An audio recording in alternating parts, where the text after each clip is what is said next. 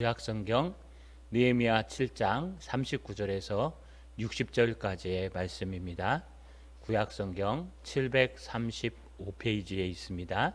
제사장들은 예수아의 집 여다야 자손이 973명이요 임멜 자손이 1052명이요 바술 자손이 1247명이요 하림 자손이 1017명이었느니라.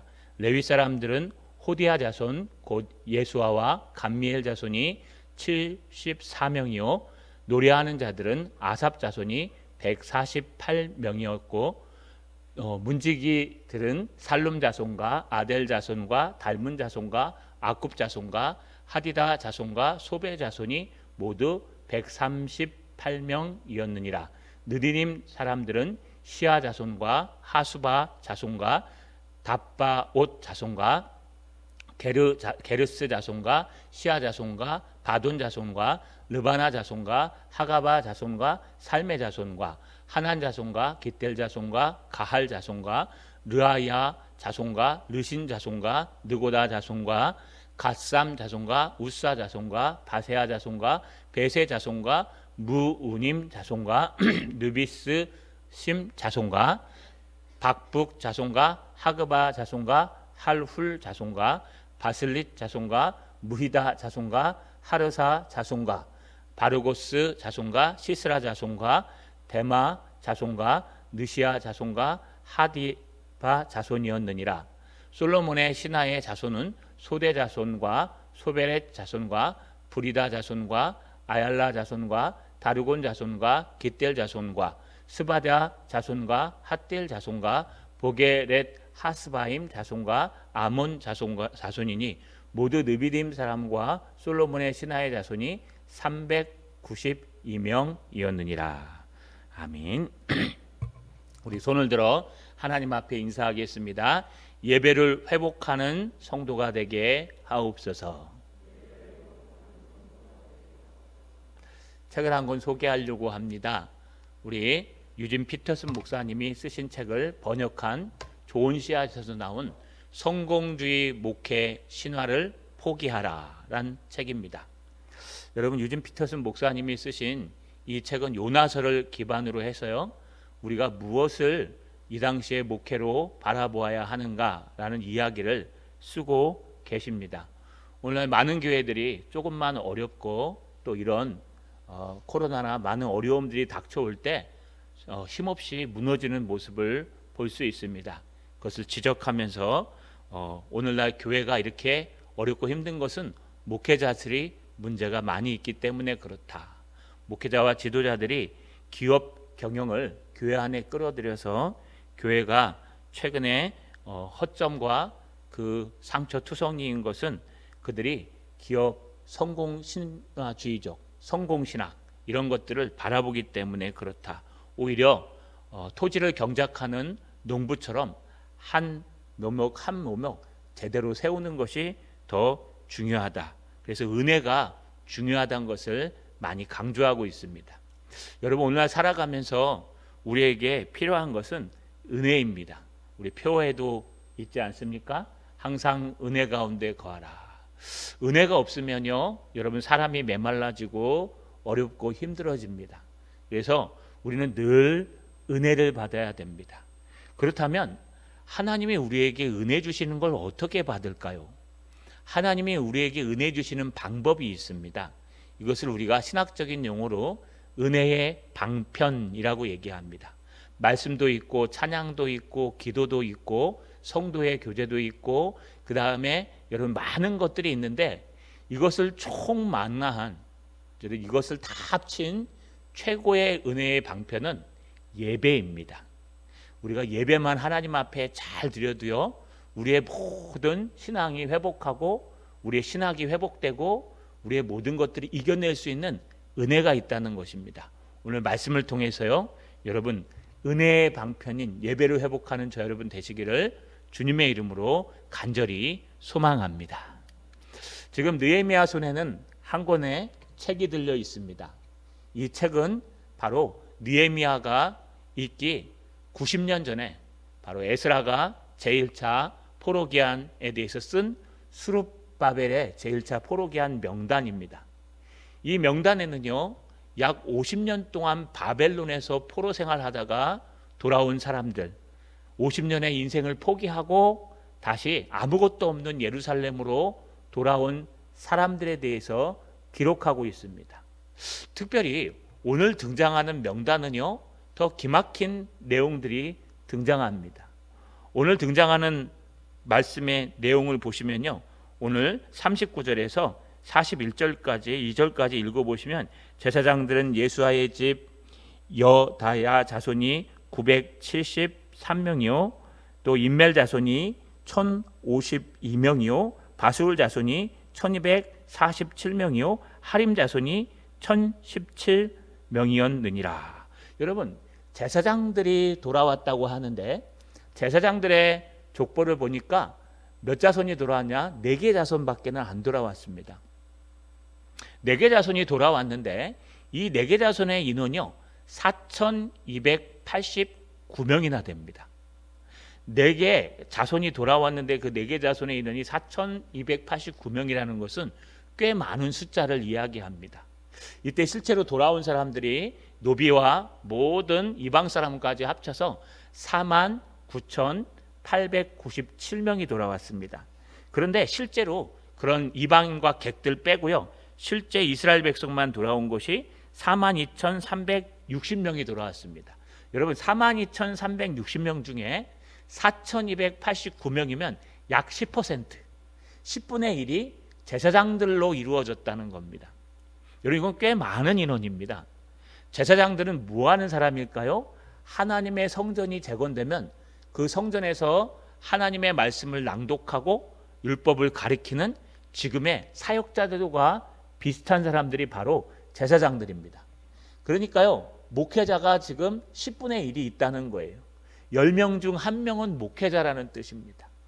여러분, 이렇게 제사장들이 하나님의 감동을 받고 이런 많은 제사장들이 돌아올 수 있었다는 건 하나님의 사명은 여러분 겉에 있는 건물을 회복하고 겉에 있는 사람들을 회복하는 것도 중요하지만 더 중요한 것은 바로 그 성전에서 드릴 제사, 예배를 회복하는 것이었기 때문에 10분의 1이나 되는 사람 10명 중에 1명이 바로 제사장들이었다고 성경은 기록하고 있습니다. 여러분, 제1차 포로기한의 목적은요, 성전을 재건하는 겁니다. BC 586년에 바벨론에 의해서 예루살렘이 완전히 멸망당했습니다. 그리고 예루살렘의 성벽이 다 구멍이 뚫리고 망가뜨려졌습니다. 그리고 그 안에 있는 하나님의 성전은 돌 위에 돌 하나도 안 남고 싹 다 무너져 버렸습니다. 예배를 더 이상 드릴 곳이 없습니다. 그래서 고레스 왕이 하나님의 감동을 받아서, 자, 너 이스라엘 백성들, 지금까지 살던 백성들 다 풀어줄 테니까 고향으로 돌아가서 저 예루살렘의 성전을 회복해라. 여러분, 그러면 49,897명 중에 어떤 사람들이 제일 많이 가야 됩니까? 일할 수 있는 사람, 일꾼들이 많이 가야 됩니다. 그런데 10명 중에 1명은 누구예요? 목사가 가는 거예요. 우리 목사들 일 잘 못합니다. 여러분, 우리 목사들은요, 뭐 시켜놓으면 정말 어렵습니다. 저희 집사람 못 하나 박으라 그랬다고 제가 열심히 박아놨는데 그 다음날 가니까 못이 빠져 있어요. 그래서 어디 갔다 했더니 마음에 안 들어서 옆으로 자기가 옮겨 박았어요. 이렇게 목회자들은요, 참 말씀 연구하고 이런 것밖에는 잘 못해요. 마찬가지입니다. 제사장들도 늘 했던 일이 하나님의 말씀을 연구하고 제사를 지내고 양을 잡고 양을 하나님 앞에 드리는 예식, 이런 것들을 했던 사람, 예배를 인도하는 사람이었기 때문에 여러분, 그들이 바벨론으로 가서 할 수 있었던 것은 많이 없습니다. 뭐해 먹고 살겠습니까? 그러나 그들은 하나 지킨 것은 있는데 그것이 바로 신앙을 지켰습니다. 왜? 나는 제사장이기 때문에. 그들은 어렵고 힘들어도 여러분, 힘든 생활을 살더라도 자기의 제사장 직분을 지키고 다시 돌아왔을 때는 예배를 위해서, 제사를 위해서 그들은 10분의 1이나 되는 인원이 거기에 섞여서 돌아오는 것을 볼 수 있었습니다. 그런데 문제는 여러분, 목사가 혼자 일합니까? 제사장이 혼자 일을 할 수 있을까요? 그렇지 않습니다. 한번 오늘날 우리 예배로 한번 비교해 볼게요. 제사나 예배나. 목사는 지금 2명 있습니다. 저랑 우리 부목사님. 우리 말씀을 전하죠. 우리가 이렇게 말씀을 전해 보이고 화려해 보이지만 저희 뒤에는 많은 분들이 돕고 있습니다. 여러분, 가장 먼저 돕는 사람들이 누굴까요? 바로 예배에서 함께 기도해 주시고 함께 관할해 주시는 우리 장로님들과 중직자분들이 돕지요. 또 여러분, 청소하고 방역하는 우리 집사님과 권사님들이 돕지요. 또 안내하시는 분들이 바깥에서 돕지요. 또 목자들이 전하고 훈련하고 관리하죠. 찬양단이 찬양 인도하죠. 이제 우리 2차까지 마시는 분들은 할렐루야 찬양대에 할 수 있다고 얘기가 나왔는데 우리 지휘자님이 알아서 할 겁니다. 이렇게 여러분, 예배를 드리려면은요, 이 앞에 말씀만 전하는 사람이 있는 게 아니라 돕는 사람들이 필요합니다. 말씀 전하는 사람 한 명이면 돕는 사람은 최소한 한 20명 정도가 와 있어야 됩니다. 10배 정도, 20배. 그러면 제사장이 한 명 오면 그 예배를 돕는 레위 사람들은 몇 명이 나와야 될까요? 4,289명이면 최소한 레위 사람들은요 2배, 3배는 와야 돼요. 그러면 12,000, 13,000명은 와야 돼요. 그런데 레위 사람들을 오늘 쭉 살펴보니까 360명이 왔어요. 레위 사람들은 다 어디 갔을까요? 여러분, 레위 사람들은 예배를 돕고 제사를 돕는데 세 부류로 나누어집니다. 하나는요, 이런 실질적인 예배를 돕고 제사를 돕는 그런 레위 사람들이 있고, 또 하나는 이 예배 모든 시간마다, 지금 우리는 예배 한 번 드리죠. 이 당시에 제사는 수도 없이 있었습니다. 그때마다 찬양대가 서서요 찬양을 해준 노래하는 레위인들이 있었습니다. 그 다음에 이런 사람만 있는 게 아니라 앞에서 안내해주고 방역하고 하는 문지기들이 있었습니다. 이게 다 레위 사람입니다. 그런데 이 세 부류의 레위 사람들이 오늘 누가 돌아왔나 기록하는데, 여러분 43절에 보니까 레위 사람들은 호디아 자손과 예수아와 감미엘 자손이 74명이요. 바로 예배를 돕고 있는 사람들이 74명이 왔다는 거예요. 아니, 앞에서 지도하고 인도한 사람이 한 명 있으면 최소한 밑에서 기도하고 따라주는 사람들이 3명은 있어야 되는데, 여러분 지금 몇 명 왔냐 하면 앞에서 인도하는 사람이 4,289명이 왔는데 바로 옆에서 도와주는 레위인들은 74명 왔대요. 74명. 나머지는 어디 갔을까요? 여러분, 또 하나 있습니다. 노래하는 찬양대. 여러분, 이 제사를 지내는 동안 빰하고 찬양하고 노래 불러주는 이 찬양대가요 44절에 보면 노래하는 자들은 아삽의 자손이 148명이요. 그래도 많이 왔어요. 148명. 한 자손만 왔어요.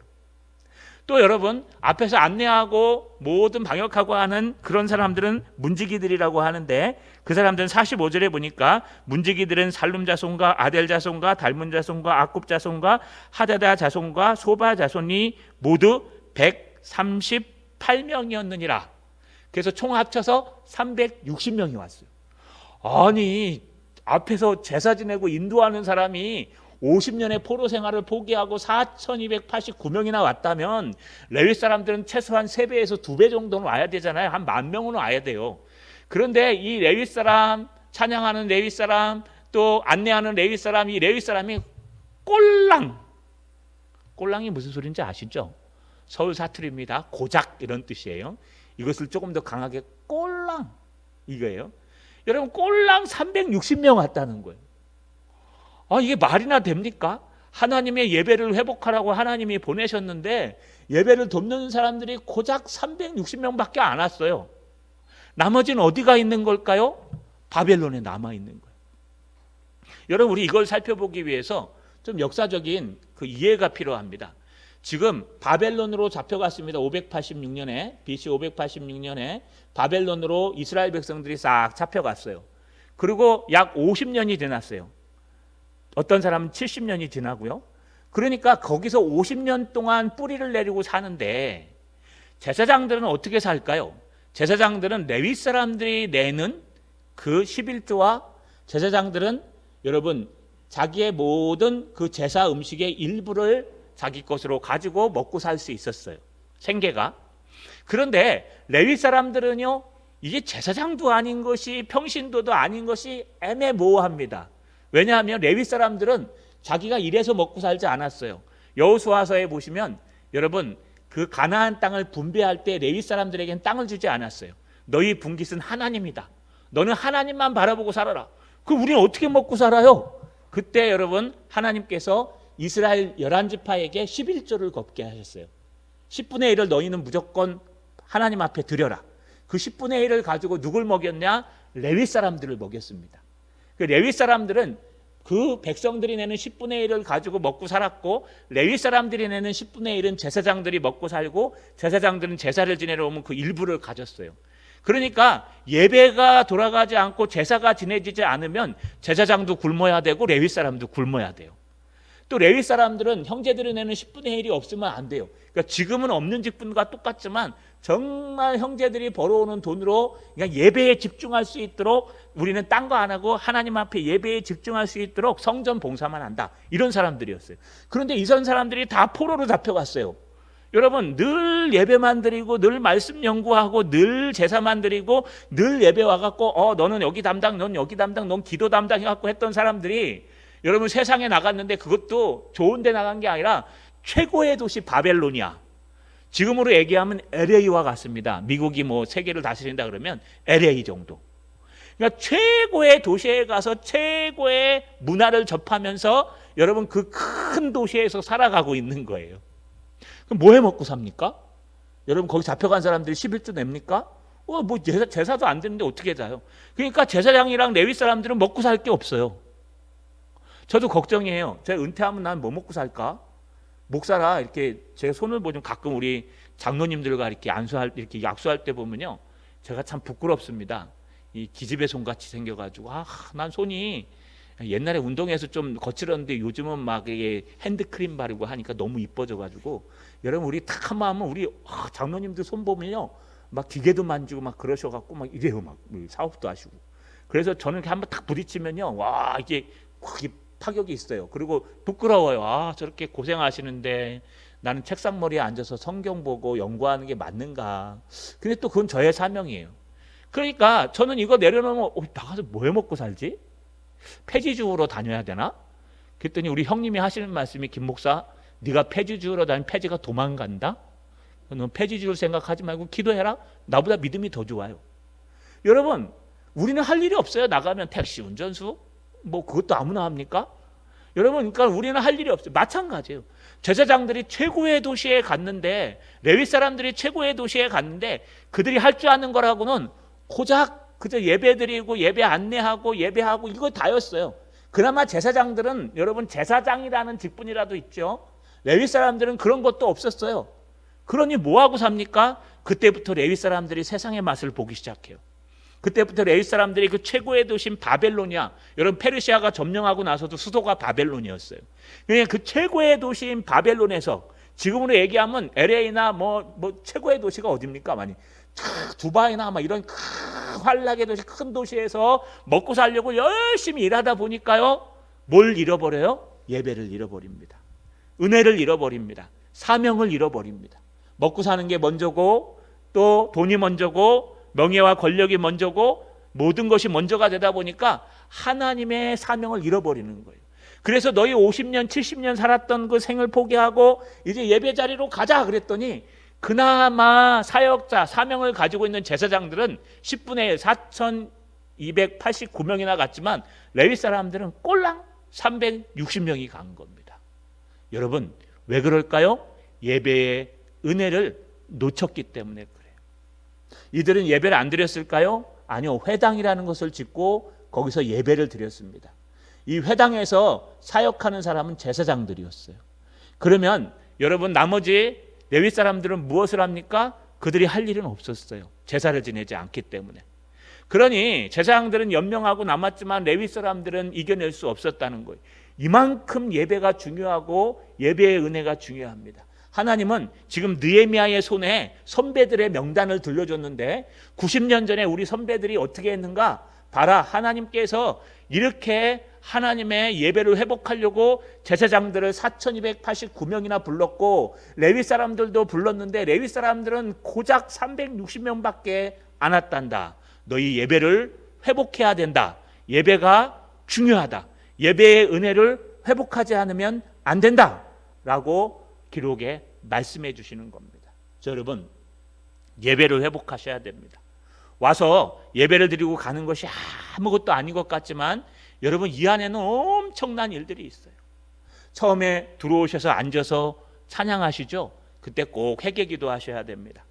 그렇죠. 이제 여러분 임례송 하면서 모두 일어나서 하나님 앞에 나아갑니다. 또 우리가 교동문을 외우면서 찬양하면서 뭐 합니까? 하나님 앞에 신앙 고백을 하고 하나님과 대화합니다. 그러고 나서 우리 장로님이 나오셔서 여러분을 대표해서 회개하고 여러분을 대표해서 기도합니다. 여러분이 기도하는데 여러분 장로님이 대신해서 기도해 주시는 거예요. 그리고 또 저를 대신해서 여러분 저를 통해서 하나님의 말씀을 전달받습니다. 그러고 나서요 우리가 찬양하고 하나님 앞에 헌신하고 이제 축도하고 돌아가는 거예요. 이 순서는 아무것도 아닌 것 같지만 이 순서 하나하나 속에요 하나님의 섬세하심이 있어요. 어떤 분들은요 오셔서 교동문 읽다가 깨지고 막 눈물 흘리고 가시는 분도 있어요. 어떤 분들은 말씀을 듣다 은혜 받기도 해요. 여러분 이게 하나님을 만나는 순간이에요. 이 순간에 하나님이 여기 계시고 여기 계신 하나님께서 하나님의 놀라운 은혜를 예배를 통해서 때로는 찬양을 통해서 기도를 통해서 어쩔 땐 장로님 기도가 너무 은혜가 돼가지고요 막 우시는 분도 계세요. 아무것도 아닌 것 같지만 이 모든 순서가 하나님 앞에 드려지는 예배라는 것입니다. 여러분 지금도 주님은 우리를 예배자로 부르십니다. 지금도 주님은 우리가 예배자로 서기를 원하십니다. 아니 그냥 성전 건물만 재건하고 사람만 재건하는 것이 아니라 정말 하나님을 향한 예배자로 하나님을 향한 우리 무너진 마음의 성전을 회복하기를 원하십니다. 저 여러분 흔들리지 마시고 여러분 마음의 성전을 회복하시는 저 여러분 되시길 주님의 이름으로 소망합니다. 여러분 문제가 생겼어요. 360명 가지고 어떻게 하란 말입니까? 360명 가지고 어떻게 예배를 회복합니까? 예배를 계속 하루에 3번씩 드려야 될 텐데 여러분 어떻게 360명 갖고 회복합니까? 그런데 기가 막힌 두 부류의 명단이 등장합니다. 그 첫 부류는 바로 느디짐 사람이요 두 번째 부류는 솔로몬의 신하의 자손들이에요. 여러분 느디딤 사람이라고 하는 사람이 등장하는데 이 느디딤이라는 사람이 어디 등장하냐 하면은요 여러분 46절에 느디딤 사람들은 시하 자손 하수바 자손 해갖고 55절 56절에 느시아 자손 하디바 자손이었느니라. 여러분 앞에는 읽을 때 별로 힘들지 않았는데 여기는 어렵죠. 왜냐하면 이거 바벨론 이름이 많아요. 바벨론 이름이나 또는요 아시리아 이름들이 많이 있습니다. 이방인도 포함되어 있다는 거예요. 여기 느디딤 자손들이 총 32개 자손이 옵니다. 이 사람들이 누군지 아십니까? 이 사람들의 기원은요 여호수아로 가야 돼요. 여호수아서에 보시면 이 여호수아가 가나안 땅을 정복하기 위해서 여리고를 점령하고 아이를 점령하고 딱 가고 있는데요. 가나안의 7족속을 싹 다 멸망시키고 그 땅을 차지하라. 그래서 가고 있는데 여기에 미리 정보를 캐고 깨닫고 있던 족속이 하나 있었습니다. 바로 기브온 족속입니다. 이 기브온 족속들이요 여호수아를 속여갖고 맹세하게 만듭니다. 내가 너희 불쌍한 너희 족속을 치지 않을게. 너희랑 그냥 협상할게. 그러는 바람에 속아서요 이 기브온 족속을 멸망시키지 않았습니다. 대신 이 기브온 족속은 나무 패는 일이랑 물 깃는 일을 시켰어요. 성전에서. 그래서 느디딤 사람들의 기원은요 바로 이 기브온 족속들이었어요. 이 기브온 족속들이 하는 일은 레위 사람 밑에 종으로 있어서 레위 사람들이 성전을 관할하면 굳은 일이 있지 않습니까? 굳은 일. 우리 교회는 뭐 에어컨도 잘 나오고 또 여러분 히타도 잘 나오기 때문에 굳이 이제 굳은 일은 우리 집사님들이 많이 하시는데 뭐 선풍기 달고 이런 건 크게 문제는 안 되지 않습니까? 제가 아는 우리 선배 우리 그 스승님 고에는요 토치카를 뗍니다. 토치카. 여러분 옛날에 군대 빼치카라 그래요. 거기 석탄을 떼는데 그 석탄 담는 일을 해야 되는데 한번 하고 나면 얼굴이 까매져. 양복 입고 가도요. 지금은 바꾸셨대요. 진짜 따뜻합니다. 그런데요 그 굳은 일을 누가 하겠습니까? 집사님들이 돌아가면서요 그냥 한 주는 내가 책임지는 거예요. 그러면요 까매요. 하루 종일 까맣게 살아요. 석탄을 넣어야 되니까 강원도에서 갖고 온 거. 이게 굳은 일이에요. 이런 일들을 여러분 성전은 막 추워야 됩니까? 겨울엔 불 떼야 되죠. 이런 나무 패고 물 깃는 일은 누가 하냐? 이 느디딤 사람들이 하는 거예요. 다시 말하면 이 느디딤 사람들은 여러분 레위 사람의 종이에요. 종. 이 종이 뭐하러 옵니까? 여러분 한번 생각 안 해보셨어요? 자 지금 종으로 살아요. 지금 레위 사람의 종으로 맨날 하는 일이라고는 뭐예요? 성전에 불 떼는 일, 나무 패 갖고 오는 일, 성전에 물 길어다 주는 일, 뭐 성전에서 손 씻으면 그 물 바꿔주는 일, 이런 막 굳은 일들만 하는, 눈 뜨면 그런 하는 그런 노예들인데, 그런 노예들이 바벨론으로 포로로 잡혀갔어요. 이 바벨론이란 큰 도시에 잡혀가니까 얼마나 좋습니까? 니캉네캉 똑같이 노예인데, 나의 주인도 노예예요. 왜요? 바벨론으로 잡혀갔으니까.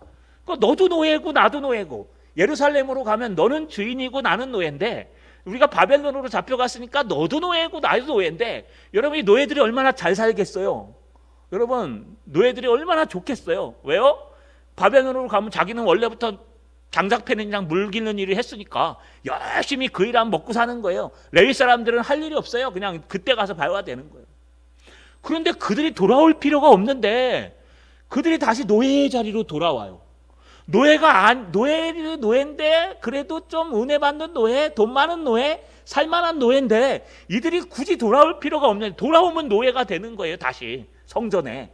그런데 하나님의 영광을 위해서 성전으로 돌아와요. 그것도 32개 자손이.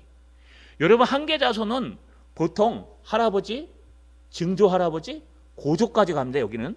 그래서 여러분 증조 고조 이렇게 하면은 한 가정에 많으면 꽤 많아요. 근데 많은 것 같진 않아요. 뒤에 등장하는 걸 보면 32개 자손이나 32개 가정이나 여러분 그 큰 바벨론 도시를 포기하고 내려오는 거예요. 서울에 살고 계신 분들이 있을 겁니다. 아마 이 진영 출신이나 여기서 가장 좀 그러면 우리 진영 정도 되겠죠. 저는 진영 외에는 잘 모르니까요. 진영은 늘 가니까. 진영의 어느 시골교회, 저희 형님이 이렇게 세무조사를 이렇게 하러 가는데, 가정조사를 하러 가는데 그 시골교회 1년 매출이 1,500인가 그것밖에 안 되더래요. 1년 매출이. 그 목사님 사례도 잘 못 봤나 봐요. 너무 힘들다고 막 그러시더라고. 그래서 저희도 어느 교회인지 한번 돕고 싶습니다 얘기는 해놨는데, 여러분 그런 교회 있어요. 근데 지금 거기 있는 식구들이 다 서울에 올라가 있는 거예요. 하나님은 어느 날 감동을 주셨어요. 그래서 얘들아, 고향 교회가 어려우니까 너희 살던 그 모든 것을 청산하고 저 진영에 있는 시골 교회로 내려와라 라고 명령하면 몇 명이나 오실까요? 여러분 오시겠어요? 아니 그냥 가까이 얘기합시다. 자, 창원에 살고 있는 너희들 고향이 진영이지? 아, 진영이 촌동네는 아니고, 예, 진영이지? 자, 창원을 포기하고 진영교회가 어려우니까 진영으로 가라. 그럼 가겠어요? 가시겠어요? 안 가겠죠? 왜요? 지금 막 아파트 사고 막 잘 살고 있는데 지금도 어려운데 뭐 거기 시골까지 가갖고 어떻게 살란 말이야? 근데 서울에 있는 사람은 어떻게 내려와요? 근데 지금 서울도 아니에요. 바벨론이라는 큰 도시에 사는 그 사람들을 딱 들여다가요 오라는 거예요. 그런데 그것도 고향이 좋아요. 예루살렘에 가면 종이 되는데, 가서 막노동 해야 되는데, 그런데 느디딤 사람들이 32개 가정이나 옵니다. 왜 왔을까요? 그들에게 은혜가 있었습니다. 할렐루야. 그들은 바벨론에 살고 있었지만, 자기가 비록 종이지만 하나님의 놀라운 은혜가 바벨론의 그 영광스러운 삶보다 더 귀했던 거예요. 그들은 돌아오면 종이 되지만 그 바벨론의 돈과 물질과 명예와 능력대로 인정받는 그 시대, 그 땅에서 살았던 50년과 70년을 포기하고 정말 하나님의 영광을 위해서 종의 모습으로 다시 돌아오는 거예요. 안 와도 되는데, 안 온다고 욕할 사람이 없는데 32개 가정이나 왔다는 겁니다. 할렐루야. 이게 은혜입니다. 그런데 더 기가 막힌 은혜가 하나 더 등장해요. 여러분 안 와도 되는 사람 중에 온 사람이 바로 57절에 솔로몬의 신하의 자손들입니다. 여러분 솔로몬의 신하의 자손, 이 신하라는 단어가 원래는 신하로 번역하지 않고 종으로 번역합니다. 그래서 솔로몬의 종의 자손들이라고 표현하는데, 이 사람들은 누굴 얘기하냐? 여러분 성전의 일을 봉사하는 느디딤 사람들의 밑에 있는 사람들을 얘기해요. 예를 들어서 여러분 노예도 이 계층이 있지 않습니까? 오래된 노예, 그 다음 밑에 들어온 노예, 그 다음 노예. 그러면 말단 노예가 가장 안 좋은 일을 하잖아요. 그런데 이 사람들은요 느디딤 사람들 밑으로 들어온, 전쟁에서 포로로 잡혀왔던 이방인들이에요. 그래가지고 이 사람들은 오늘날로 얘기하면, 예전대로 얘기하면 노예 중에서도 가장 낮은 노예, 무술이라고 얘기하죠. 무술이. 무슬이들이에요. 무슬이들. 그러니까 무슬이들은 노예한테도 인정받지 못해요. 가장 안 좋은 일만 해요. 똥 푸는 일, 그 다음에 여러분 모든 거 뒤청소하는 일, 여러분 뒤처리하는 일. 그래서 여러분 예루살렘 성전에 있으면 성전에 이 북문 남문입니까? 거기에 뭐가 있었어요? 여러분 똥문이 있었죠. 똥문. 이거 성경에 나오는 얘기예요. 왜요? 그 짐승을 잡으면은 짐승의 분비물 똥 있지 않습니까? 이걸 갖다 날라가지고 여러분 똥을 갖다가 똥문을 통해 갖고 똥통에 버리는 일을 하는 거예요. 이게 다 누가 하냐면 솔로몬의 신하의 종들의 신하들이 하는 거예요. 이 무슬이들이 하는 거예요. 그건 느디딤 사람도 안 건드려요. 여러분 그 천한 일을 하는 사람이 뭐로 와요? 바벨론에 살면 되지. 니캉네캉 똑같이 노예고 바벨론은 얼마나 살기 좋아요. 지금 서울보다 더 좋아요. 그 당시에 바벨론은요 페르시아의 수도이기도 했고 앞에 바벨론 왕국의 모든 문명이 있었기 때문에 이 바벨론이란 도시는요 여러분 엄청나게 발전된 도시였어요. 가난해서 죽는 사람들이 없을 정도로 부자였어요. 그런데 거기를 포기하고 뭐하러 이 시골로 뭐하러 예루살렘까지 내려옵니까? 내려올 필요도 없지. 그런데 그들이 내려왔어요. 그들이 자그마치 여러분 소대 자손, 소베렛 자손, 부리다 자손, 얄알라 자손, 다르곤 자손, 깃델 자손, 스바다 자손, hit딜 자손, 보게렛 하스바임 자손, 여러분 아몬 자손 이렇게 내려왔다는 거예요. 많지는 않습니다. 이 모두 합쳐서 392명이나 됩니다. 이들이 내려올 필요가 없습니다. 레위 사람도 고작 360명밖에 안 왔는데 꼭 와야 될 레위 사람들도 360명밖에 안 왔는데 여러분 안 와도 되는 사람 느비딘 사람들과 이 무슬이들이요 380명이나 왔다는 거예요. 392명이나 왔어요. 더 많이 왔어요. 왜 왔을까요? 이건 다른 걸로는 해석이 안 돼요. 그 좋은 자리를 포기하고 왜 다시 노예 자리로 왔을까요? 은혜 때문에 온 거예요. 하나님 때문에 온 거예요.